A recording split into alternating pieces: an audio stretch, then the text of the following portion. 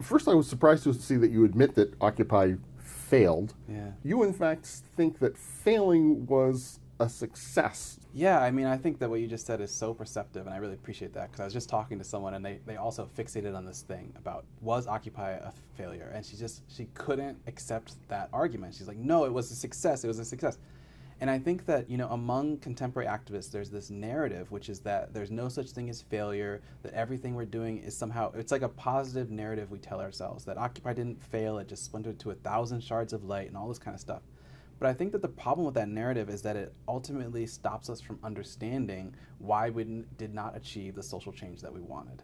And that's why I call Occupy Wall Street a constructive failure. It wasn't a total failure. It didn't achieve nothing at all, but it didn't achieve what we set out to achieve. It achieved secondary things, like it raised awareness, it trained a new generation of activists, it made protesting cool again.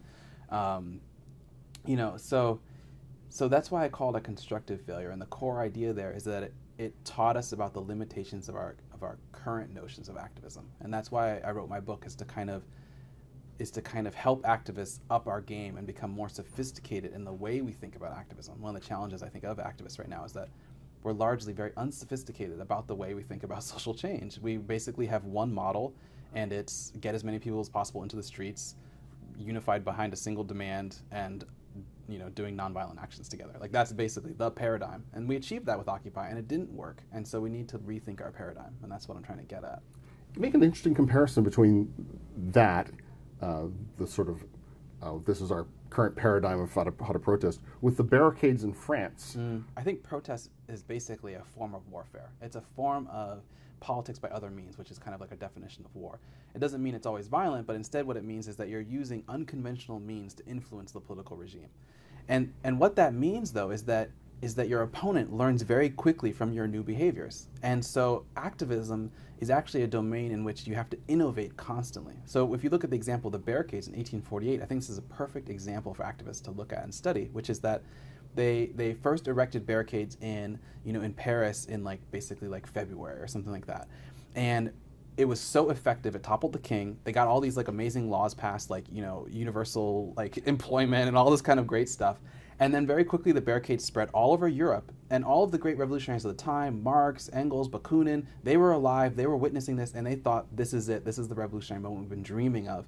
It was much like Occupy in that sense, that we all kind of believed.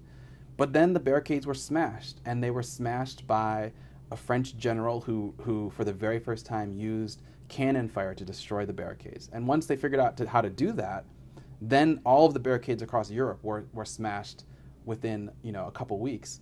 And furthermore, whenever barricades were used again, such as during the Paris Commune in 1871, or even during the Russian Revolution in 1905 and all this kind of stuff, they were also smashed. And we haven't seen barricades ever be effective again, because now they know how to defeat a barricade. And it's the same thing with Occupy. Occupy was extremely effective. The tactic of occupying public space, holding a general assembly, very effective for about 60 days. But once the Zuccotti encampment was evicted, you can go back in time and you can look and you see that almost all the encampments around the world were evicted within 1 week, because they all learned the same way, to the same countermeasure.